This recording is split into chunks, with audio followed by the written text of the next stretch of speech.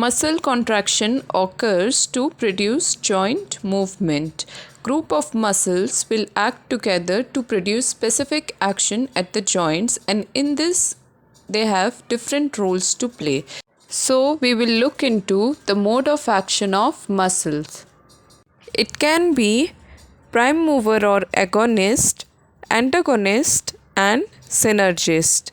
Prime mover or agonist are muscle or group of muscle that makes the major contribution to movement at a joint. Antagonists are muscle or group of muscle that has an opposite action to the prime movers. The antagonist relaxes as the agonist moves the part through a range of motion. For this, we will look through few examples. During elbow flexion, the prime mover is biceps brachii and it shortens, while at the same time the triceps act as antagonist and it lengthens. On the other side, during elbow extension, the triceps are agonist and they shorten, while the biceps act as antagonist and they lengthen. Synergists are muscles that contract and work along with the agonist to produce the required movement.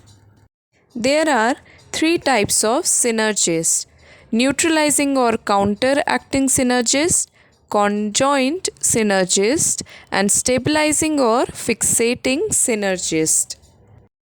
Neutralizing or counteracting synergists are muscles that contract to prevent any unwanted movement produced by prime mover.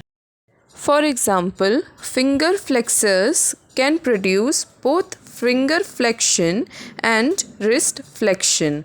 But when we want to produce just the finger flexion, the wrist extensors will contract to prevent the wrist flexion from occurring.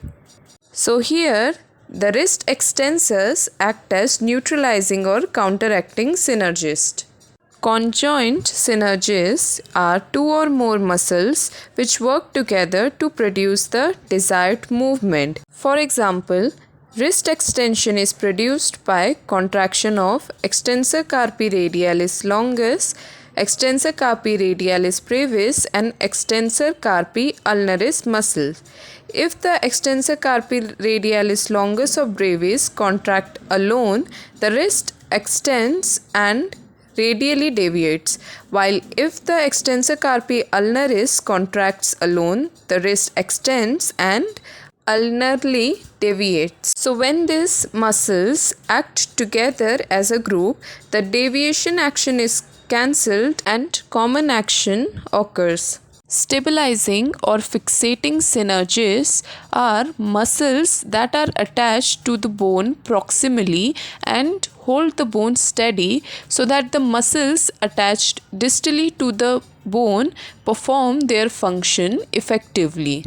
For example, if elbow flexion is required for picking things up from a table, the scapular muscles will stabilize the shoulder so that it does not move while the elbow flexors perform the function. If the scapular muscles were not contracting, the elbow flexors would have pulled the glenoid downwards.